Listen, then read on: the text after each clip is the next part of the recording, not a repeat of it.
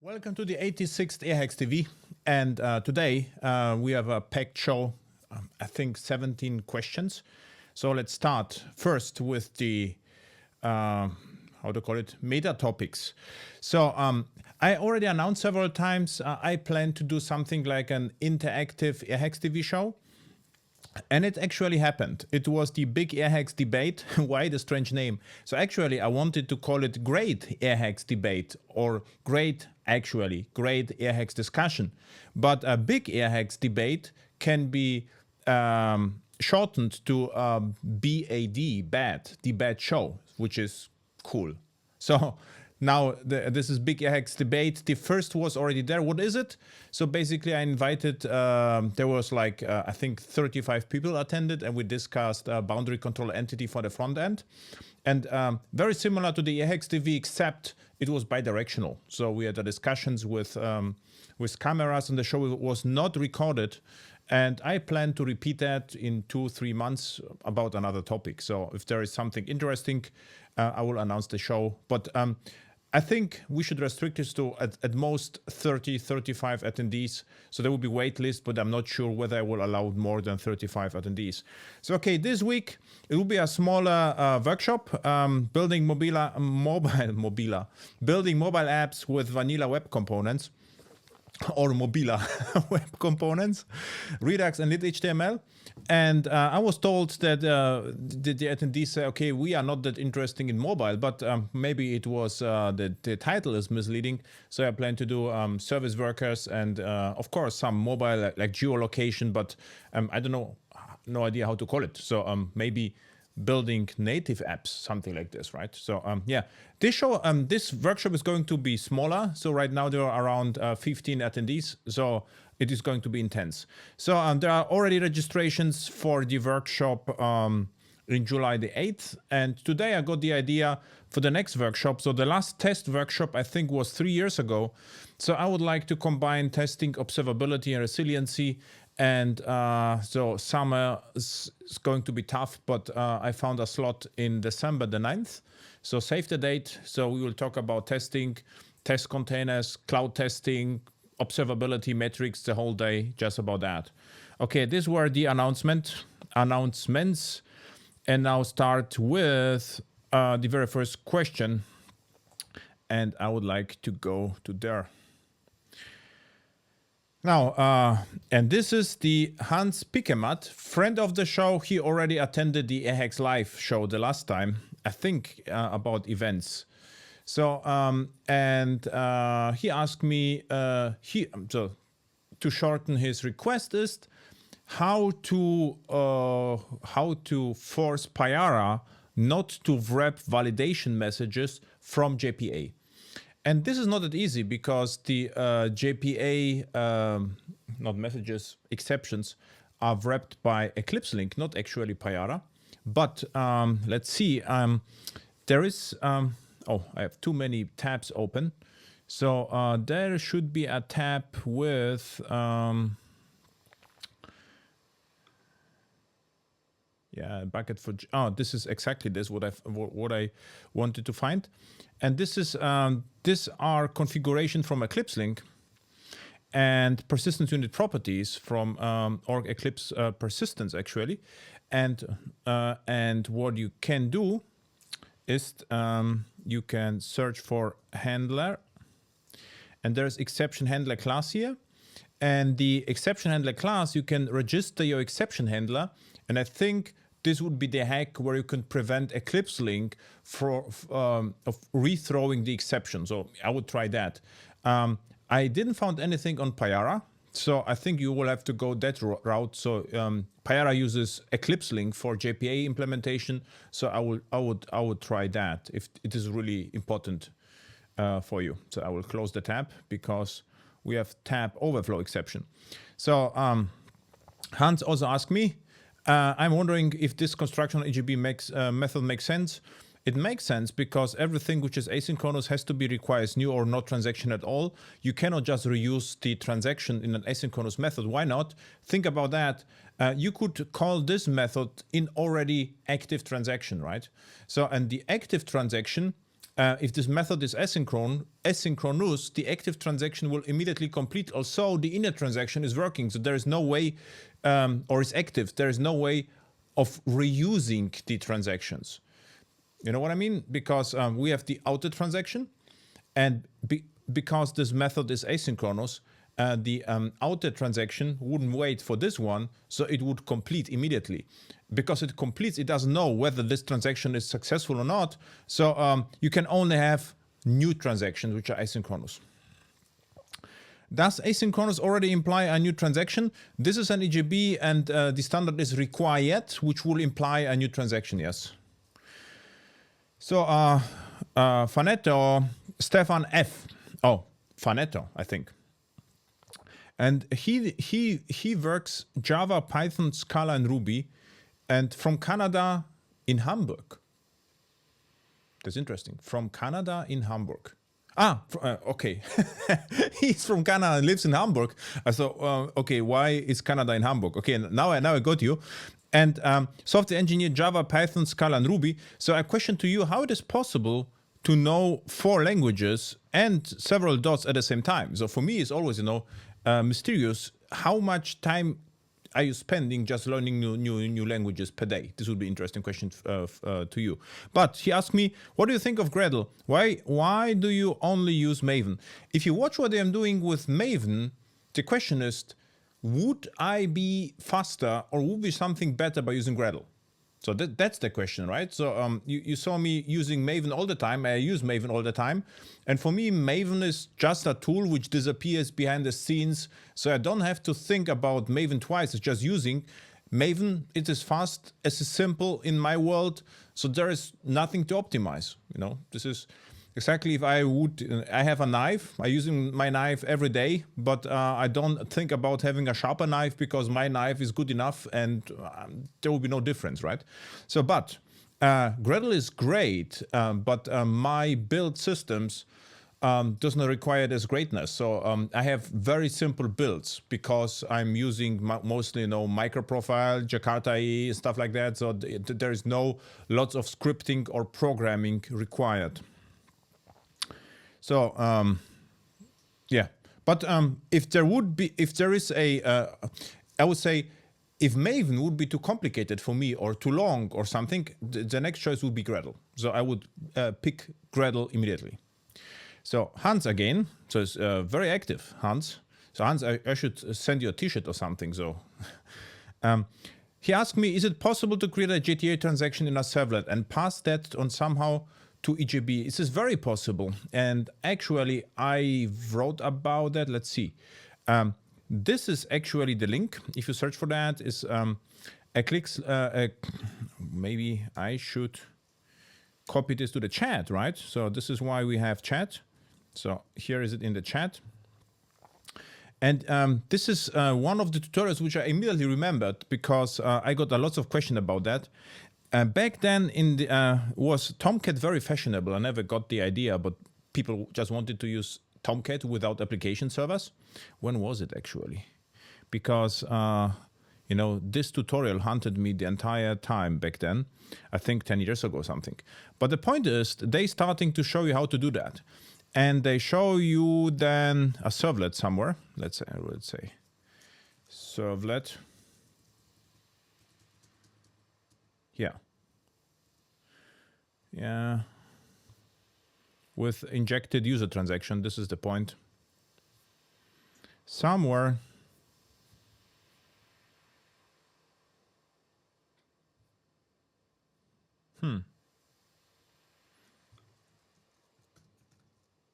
User transaction.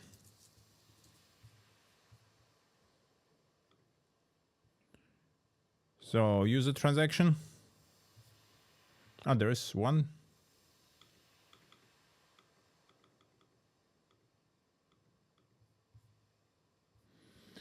Anyhow, I was pretty sure that there was a user transaction. This is actually the topic here.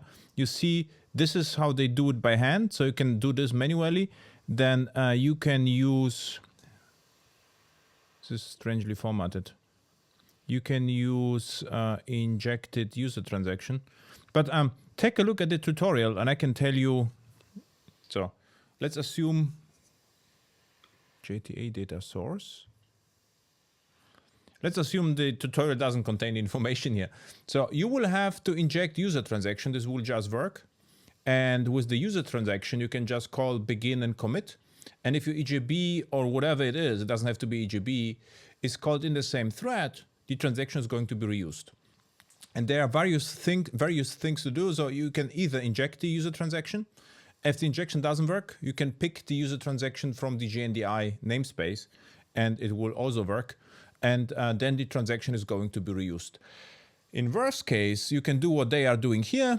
You could start the transactions directly on the entity manager, but this is not the nice way to do because the servlet will have to pick in the entity manager, and this is probably not what you would like to do. And what I did here, I hope, yeah, this is similar on my blog, so I will give this to the chat. Hans, then I need your address. Then you get a t-shirt. Not here in the chat. I think you have my email anyway, so I only have your invoice address, I think. So give me your address and you get a t-shirt or something else, whatever I have.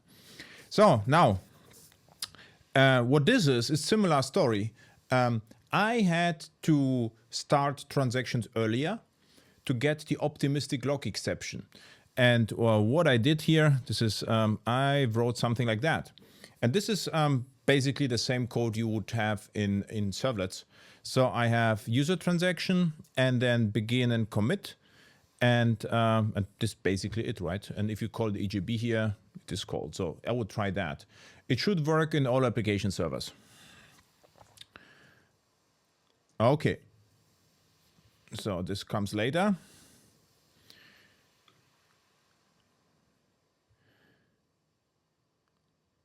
So maybe the podcast stuff updates because I try to close as many tabs as possible. So the last guest was really fun, was Graham Roche. And Graham is the guy who created Grails. I don't know whether you remember. This is like, the Java answer to Rails back then. And Micronaut. And he also was involved in Spring Data. So it was a nice conversation with him. And there was the first guest who started programming in Quake C. So this was his programming language to implement or to improve the rocket launcher in Quake, which is great story. So this is the and why Micronaut is so interesting. So because Micronaut shares some ideas with Quarkus. So they in Micronaut and Quarkus both try not to use reflection at runtime to save startup time and memory. So this is very interesting discussion with Graham Roche. And also with Lenny Primack of Payara, we had a discussion. What Lenny tried to do is to use chunk.io over Project Loom. His experiment didn't work out, but listen, it's also interesting. And also interesting, so that there is always the question, what's my opinion to Cumulus EE? And the creator of Cumulus is Matthias Juric. And we had a discussion of what turned out that Matthias didn't knew about that, wrote a couple of books, and I had some of the books on my bookshelf, which was actually a funny situation. So, yeah. And I think Antonio Goncalves was already... No, Antonio Goncalves is also after the last show. Antonio is like luminary from the Java and Quarkus space. And I know Antonio for years, but what I didn't know about him, then he spent a considerable amount of time digging holes in the mud. So listen to this. This was a funny story. Now, okay, web components for mobile. This is the show on the next May. And yeah, I also mentioned the two. This is the first one and in July. And this one is going to be December the 9th, testing observability and resiliency. And this is also a podcast episode, interesting one, with Bauke or Balus C. I think this is the top 3 user on Stack Overflow. And Bauke is all about JSF and omnifaces. So we had an interesting conversation. So read this and you will find why this is transcribed one. So, okay, so I think hopefully. I lost the questions. No, I didn't lose them. They are here. Now the next one is from Dmitry Apkatsi from Moscow. My question is about web development. In Workshop, you use all the most modern features of JavaScript and CSS. How do you solve the problem in the user's web browser doesn't support all modern features? Actually, what I show you in workshops is old stuff. I'm using 5 years old JavaScript, which is available everywhere. So I try whatever I write usually on YouTube and on my workshops should work on all browsers. All means not Internet Explorer 10 or 11. So then you will need polyfills. But it should work with all modern browsers. What I'm not using is I'm relying on ES 2015, which is old. I could use ES 2020 features, but they would be not available. Actually, I get usually the other questions. Like why I'm not using static? It should be available in JavaScript. My answer is yes, but not everywhere, for instance, right? So yeah. So Dimitri, actually what you see, it should run everywhere. Except Opera Mini. Nothing runs on Opera Mini. So GlitchCube, so this is your name. Could you make a video showing a simple pipeline for deploying a front-end, back-end app, test development, and then production? I think I did it already, right, on OpenShift. And I have to check it out on YouTube, and maybe I will do it. But it sounds simple, but I need to prepare everything. So I need an environment, which will take me some time. But maybe I will show you this in the next workshop in July on AWS, because I'm experimenting with this right now, or on Azure. And if I have something running, which is a clean room implementation without any NDAs and stuff like that, I will show you this. But right now it would take me, I don't know, 1 hour to prepare everything. This is time which I don't have right now. So, but yeah, I'm thinking about it. But it is actually trivial. So the front end, there is nothing to do than zip. And the back end, how the pipeline looks like all the time, it looks like this. Maven, where I can use some. So Maven clean install would be, or sorry, not at all. I get lots of trouble. Maven package. So it's the first command. It would just build. Then Maven package -d skip tests is the first stage in the pipeline. Then what happens is Maven test is the next test, compile, and the test depends. So if I can reuse, the bytecodes from the pipeline, there's just test. Then the next one is failsafe integration tests. Integration test. So this is where the integration tests are running. The next one would be something like Docker build -t and so forth. So I'm building the Docker image, and you need Docker mostly. So either this way, or if you use AWS Lambda, I would use a Maven plugin sometimes. It really depends, but at the end of the day, you need container or Docker-like environment. So and after that, I will switch to my ST project and then do something like Maven failsafe integration test again. And this is my backend pipeline. And the front-end pipeline is very simple, zip and AZ copy for Azure. And I forgot the command for S3. You have some similar CLI, AWS CLI copy or something. So you can just copy to the cloud. And if you don't have a cloud, then just zip and unzip and to Nginx, for instance. And or Quarkus or whatever you have. And you are done then, right? So, the question is no, are you using Jenkins? Are you using something else? So that's the question. But and the pipelines are shipping with the microservices. So there's nothing to do. They are just checked out and started, right? So yeah, but I'm thinking about that. So maybe I will put it to one of the videos. You're right. So good idea, Dimitri. So also very active. There's also a question about configuring the front-end application. And where to save, for example, URL of REST services. How do you organize front-end application configuration? In addition, tutorial of from Redux to Redux Toolkit, you used file init.js to set environment variable. Yeah, it's already solved or is already checked in. And let's see, this was the thing with BCE. If you take a look at the BCE template, which is already checked in, there is a file called app configuration, and you see the app version and app name. So this is where the configuration happens. Now, on mobile applications, I'm using, for instance, this file twice. Once for the configuration of the local storage and the other one for the versioning of the service worker, for instance. So it can be tricky, but basically this app config.js is where all the configuration happens. So there's one trick. What you could do is, if you have something like a microprofile runtime like Payara, Whitefly, OpenLiberty, Quarkus, Helidon, you could actually deliver this JS from a JSP or a servlet, and then you could generate, the values here on the fly. So you could, for instance, pull the version number from a database.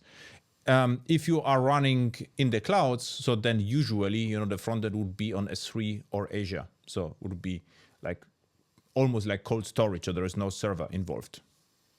Yeah, and this is the part of the BCE design template, which is fairly new, and it happened after the Redux Toolkit free workshop. Redux for free is the coupon code, Redux for free. So I put it to the chat so you can download the course for free. Redux for free.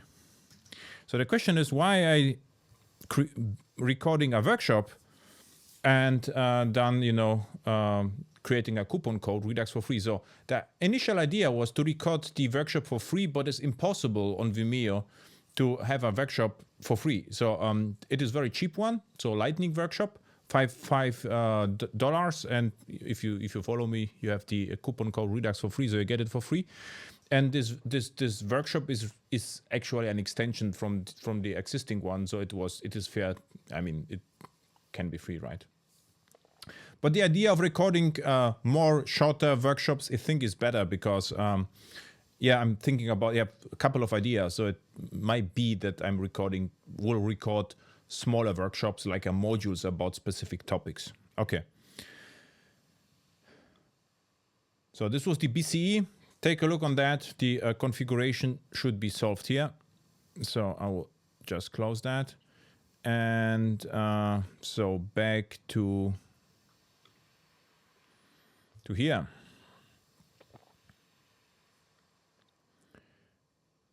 So exactly, this is the question which I almost answered.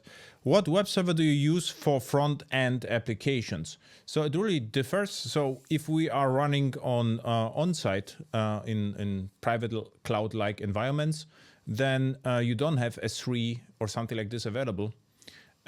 Also, in one project, or actually almost in two projects right now, we are using MinIO. So MinIO. What MinIO is, this is S3 compatible storage, which is on premise, so in your cloud.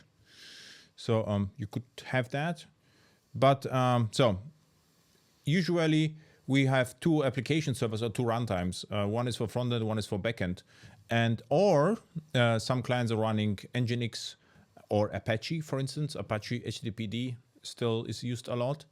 And in the clouds, you don't need anything. The cool story is you can use S3 on AWS as a web server. So to host a website, which is perfect.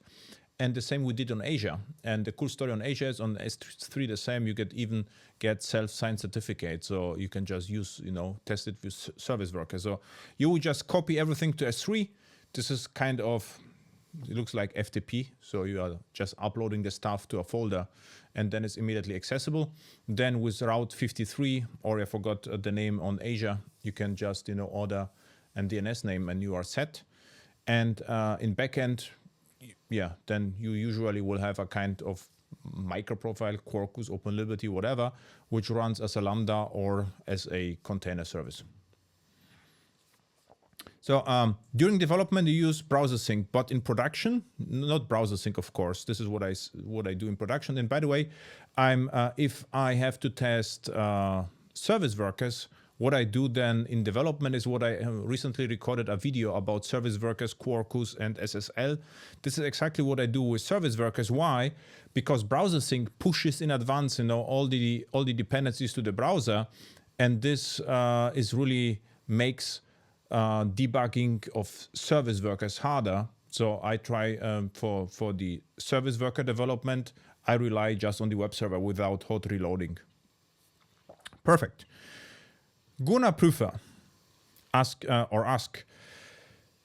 great show. Thank you. And what he did, I showed some code in the episode 84. And I had a bug, and what he says is not really a now if the var is assigned a now plus month 1.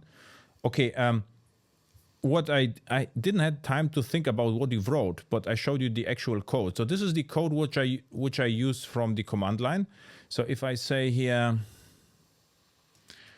next AirHexTV is June 7th, so hopefully it is the first Monday of the month, but I didn't test this, I have to admit. You could test it with clock, for instance, from Java util time, and but I had no time to do it. It was just fun. I just wrote the script, and there was one bug. So what's but yeah, you have to listen to previous shows. But this is the source code, and I use. Sorry, this is the source code, so it runs with Java 11. As you see, half a year ago. So and it runs as a shell script directly with Java. So this is executable Java code. You see, this is shell script, but yeah, it just gets compiled and runs immediately. And I started with that first, and then this is integrated to into. So let's close that. Into that. And this is a small, you see, AirHex YouTube dates control. What it does is it generates actually the AirHexTV site with the next Monday of the month, and I check it with calendar right now because I have no time to test it. So I have to admit, but this is private show, so it is not well tested, this area. So it could be, and I have to say I wrote it in 15 minutes and forgot actually what I did, and it worked somehow, and yeah, this is how it is. And I will reread what you said and try to understand. The problem is, it's really hard to understand my own code. It is way easier to read yours. So, and then HBI Hans Pickemat asked me something. I want to be able to configure for user how many requests per second he can fire onto my server. So this was per user, and I think I answered it wrongly, right? And here you asked me how to use that, and you suggested a library Bucket4J, which I didn't knew before, but it looks actually nice. So I'll put it to the chat. Where is the chat? I lost the chat.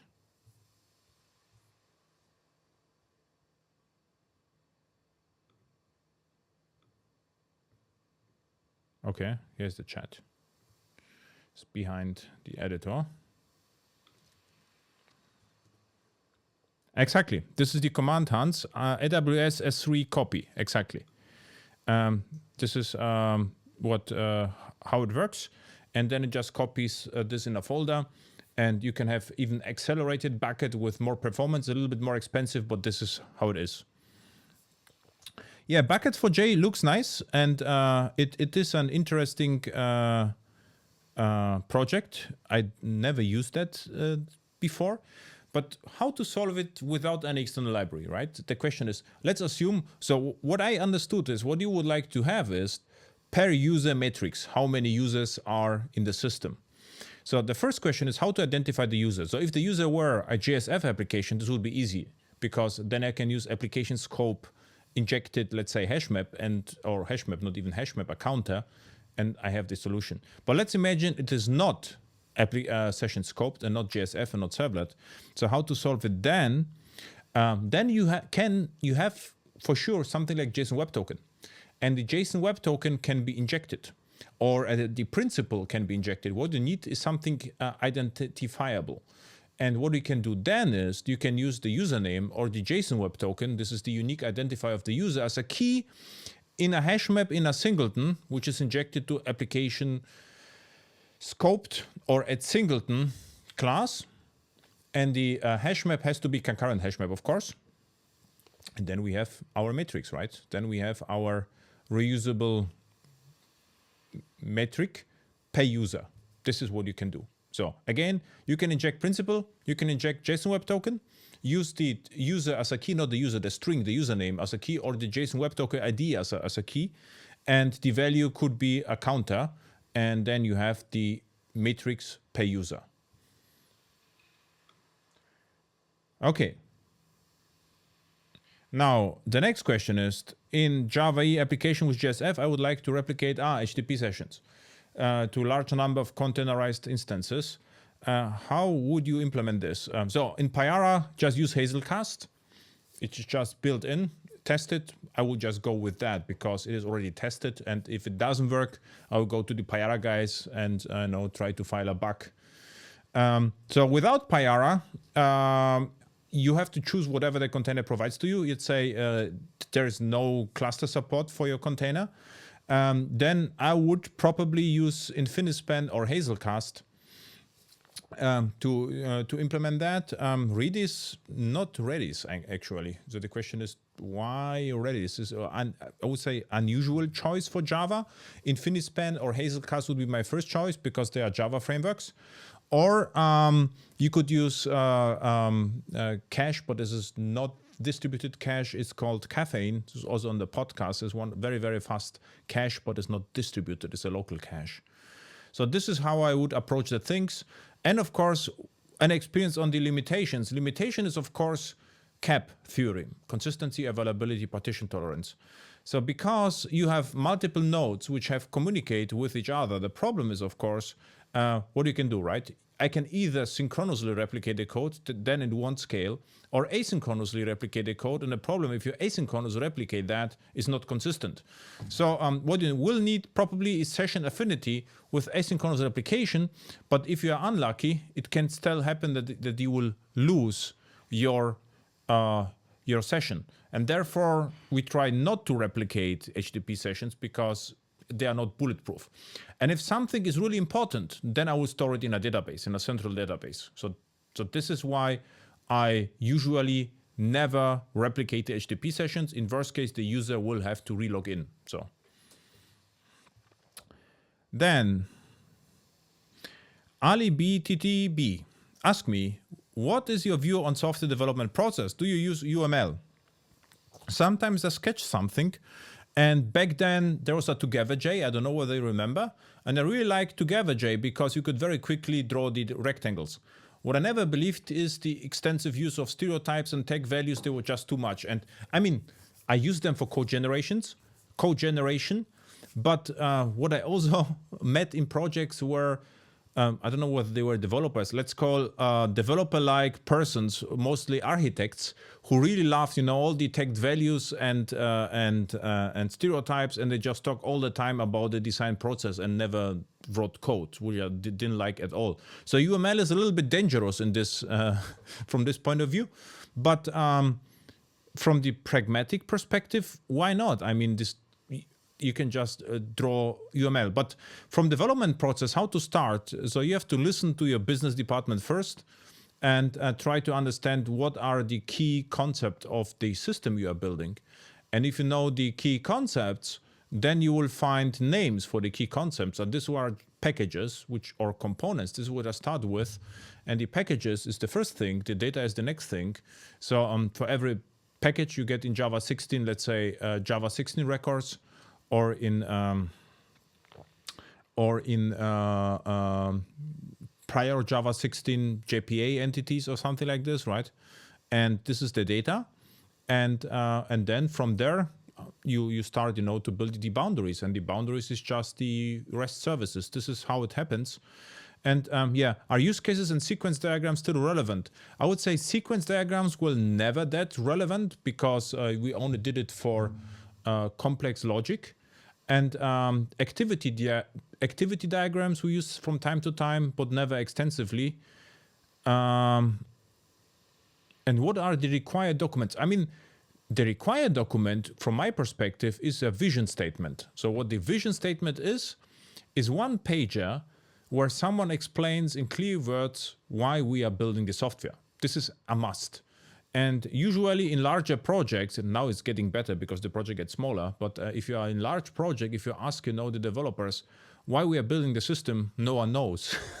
They say, because we get a contract, but they just reading, the use cases and try to write the code. But I think the vision is important, We are building the greatest possible system because, and this is the mission, the vision, or whatever. So I would say this is the most important thing. And a little bit Java doc, but if I write software for myself, I never draw diagrams.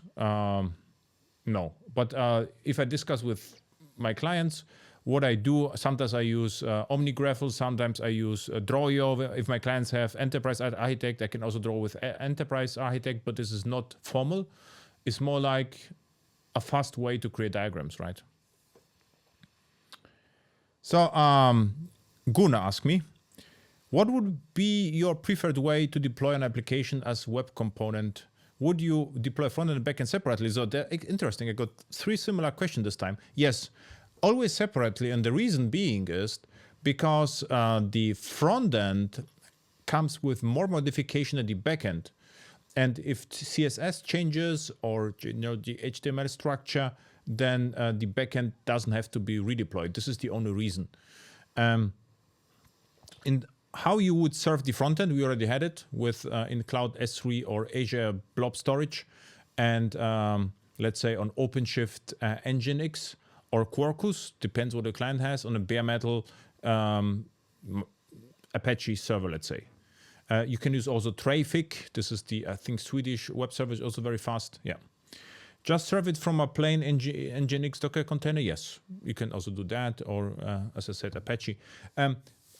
I mean, how to choose the web server? Whatever plays nice with Let's Encrypt, for instance, right? So the SSL certificate management can be painful. So I would take a look which web server deals the best with certificate. This would be my choice. Or if your client using DigiCert or whatever, whatever works well with certificates. If there is only a small number of developers who are all stack front and back end, don't get developed separately, how about a single deployment unit? You can do this, but even in my case, so I still waiting, until the projects dry out, because what I plan to do is to rewrite my blog by myself. I actually started in the, I think it was called Microprofile with Quarkus workshop. So I created the first step to block engine, and it is 80% done, but I would like to complete that. And even in this case, I'm pretty sure I will start with 2 modules and then maybe merge them together, because if it's stabilized, there will be lots of. But even then, it is nicer to have 2 modules, one for the front end and then for the back end. So this is. So I don't think it's a great idea to bundle everything together. We already did it in some projects because it was hard to handle, or my clients wanted to save money because of memory or whatever. But this was never a good feeling, So, and this can be very easily separated, the front end from the back end, and the benefits are clear. I can replace CSS without redeploying the entire backend. Then the last screencast, testing service workers on iPhone on Quarkus, is on YouTube. I got a comment and I said, okay, I will answer this here. And what I did in this podcast, what I showed is that is actually what Gunnar is asking. So, okay, if I'm developing service worker at the very beginning, I'm actually bundling the backends and the frontends on my machine and then splitting them apart. And he said, okay, if everything runs on a machine, then the application pass / and the backends can interfere, which is true. But usually what you will do, you would, for instance, and if you go to, let's say, Quarkus HTTP reference, I think is the configuration.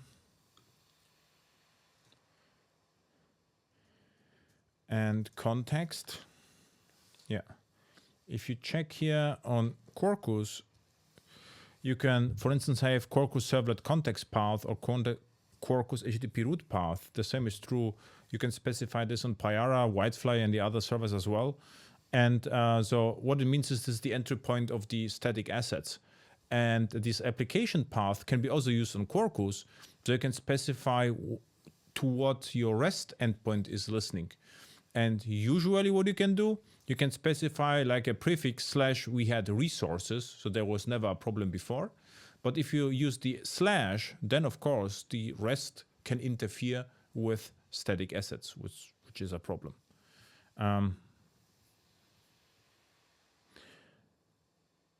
Yes, Hans said,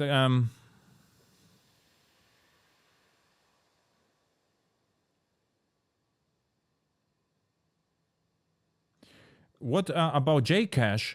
JCache is just spec. I mean, JCache is spec, or do you mean EH cache? Because JCache is just spec, which can be implemented by caches. And Whitefly uses Infinispan, actually. So I'm pretty sure because I was in project, we use Infinispan in Whitefly. This is what Aldo Lushkia asked me. And Aldo, I think, also attended the BAT workshop. Or not workshop, what was it? Event. So let's see. Where is my browser? So we can close that. And the next one, Glitch Club again, ask me. Programming books. So, and I thought a lot about that. And I have to say, I read lots of books, but they are more like topic related. If I'm interested, in let's say web, then I read all the books about web. And of course, I look a little bit that, this is not, there are, right now there are some terrible books out there which are not even well formatted. So you have to be a little bit cautious. But if you are reading books from well-known, publishers, then you have no issues. And O'Reilly is still great. And actually, there was somewhere, the latest books from O'Reilly, for instance. If you take a look at the books, if you have time, you can just read everything here. So it's not like there are great books, and with the white covers, they are the most fresh books. So I think I have the entire shelf just of the white books here. And it's not like, for instance, this one I would buy immediately. Learning SQL. I know SQL a bit, but you can always know better. So this sounds like a great book. Spark, not that interesting. Software engineering at Google, great book. I would, if I wouldn't be now in the workshop, I would just immediately start reading that. So, for instance, just this, and there are other publishers like this Manning, also great books. So just read. If you have time, read as much as you can. And the last books I read, they were. It's not like there's something completely new, but you get a new perspective. So that's the thing, right? So, and my book from 2000, where is it? Something with my book.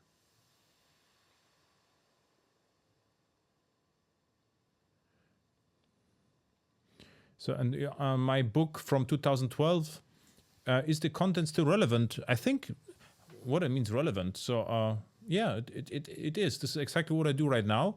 It looks a little bit differently. Instead of war, I have now jars, but the content is relevant. I don't like to write the second edition of a book because it's boring. But maybe one day I would write a new book. But for me right now, it's faster to record a video course than write a book. It's also more fun. So I will probably keep publishing video courses because I can sit down and record something in 5 minutes. In a book, it works well if I was on the road, in trains, airports and stuff like that. So the entire time I wrote the books in my dead time. But now there is no more dead time. So what I don't like to do is to sit at home and write a book, right? So that's the time is not efficiently used. But if I will spend more time on the road, I will probably write a book again. So now, SEMIS FT.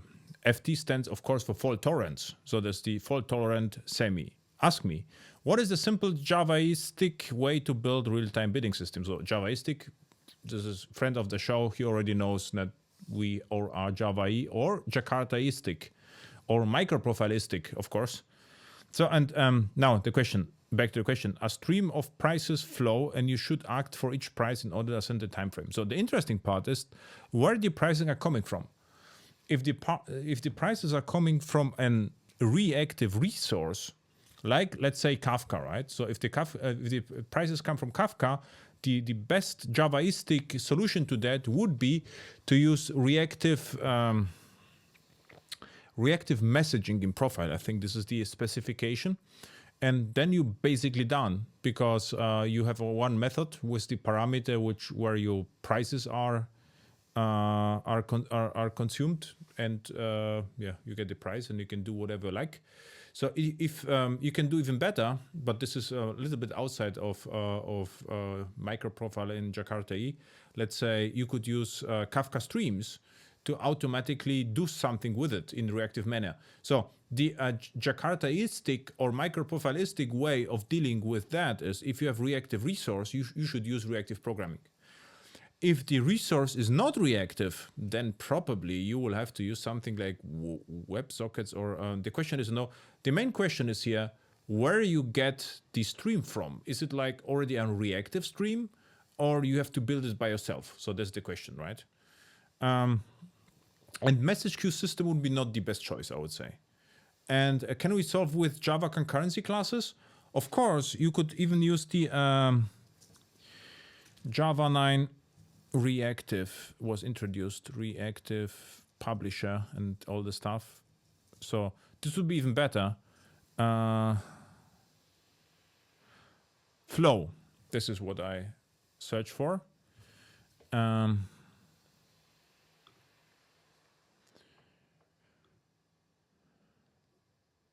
So now the cookies.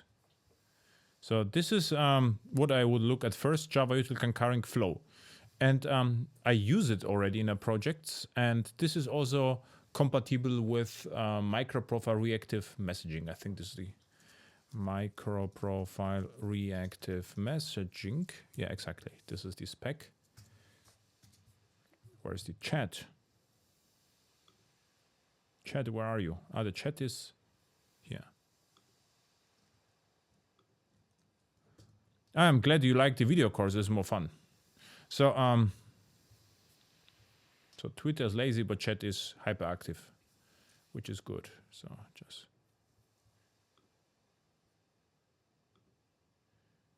So reactive. So I use the flow, so we can close the books. Sorry. We can close the books, and we had already the reactive programming, and this menu can be also flowed. And this is actually so the funny story is the Java comes actually with reactive programming extension, which is a standard conform implementation of reactive programming. So or how let's call it the reactive manifesto specification, right? Okay, so now we had that. And now the next one, I use the schedule to schedule jobs, which is very convenient. The question is if, of course, what can happen is if you have an exception, then in one point of time, the client, the schedule will stop working because it will try 2 to 3 times and then will stop. Is it possible to change the behavior? And the answer is, yeah, you can do this. For instance, in Payara, there is which Glassfish is like the predecessor of Payara. And for instance, you can have here maximum redeliveries when default is 1. This is if you increase that, then you could have 3 attempts, for instance. I don't rely on that. What I do instead, what you already suggested is, I will just put it to the chat. What I do instead is I work with try and catch, what you suggested. So how do you integrate Kafka with Jakarta application without Quarkus? Which Java library would you use? what Kafka streams always. I wouldn't use the lowest level of Kafka. And I mean, Kafka library, you can use the how it's called, Org Apache Kafka client. I think this is the library which is used everywhere. And you shouldn't use the polling library, because this is the, this is like a byte fiddling with Kafka. If you use Kafka streams, then you can use it whenever you like. So I would use the Kafka streams library. Wasim. And if you use Payara, they already integrated Kafka. I think they even have a blog post about that. So where is my question? Here. So we answered this. We answered that. And this was the micro profile metric with the bulkheads, which you also answered. And now this is a new one, 2 hours ago in JavaScript. Do you often use predefined DTO classes like this one? I never use that. No. I never use predefined DTO classes. Or do you prefer build objects on the fly? On the fly. So in JavaScript, I use this. Exactly. Exactly this. I always use that, and it's very convenient for me. Never used this. Never used that. In JavaScript, this is, I would consider this as a bloat, and this is a way easier for me. Thank you. Oh, the next one. What happens here? When one JS module is important in multiple different JS, is the code inside executed multiple times? It's just no, it's a singleton. Then with OpenLiberty, I would have to look at the OpenLiberty on the OpenLiberty documentation, but most of the application servers have proprietary configuration. This is not a standard. So what I would use, what I will do is, on your case, I would try and catch or use interceptor or something like this to catch the exceptions, and then nothing will happen. And I think this is a really bad idea to put too much logic into at schedule methods, because it is way easier to put the method, let's say, to have one control which implements the business logic, and the other control just calls the first control for the schedule execution. Then we are done. So we had almost 20 questions today. Let's see. So Twitter is silent, chat is silent. Then I write here, thank you all. And of course, see you next month, or even on Thursday. There are still places left. And I'm glad that this is not as crazy as the pre or AX Live workshops, where we had a lot of attendees. And so see you this Thursday, May the 6th, or in July, or even, I just closed that, I will announce it tomorrow publicly on the testing in December. And maybe if I get some idea, there will be a workshop in between. But yeah, there is too much to do this year. So thank you for watching, and it was fun. And by the way, watch the meetup Airhacks. Oh, I forgot to tell you something. There's a mysterious show. So I was invited to a conference in Japan. So what was meetup? So sometimes meetups, at least for me, is not very stable. So meetup Airhacks. So there is a I was invited to a micro frontend talk for a Japanese conference moderated by a Japanese guy. And the interesting part is there's like the intercontinental micro frontends or whatever. And there was also someone who, and here is it. And this is here. There are already 21 attendees. I got a direct link, so please attend. It's completely free. You don't have to register. You can just attend. And yeah, this is going to be a conference. Meetup is very slow to me now. So thank you and bye. See you next month and the 87th Airhacks TV.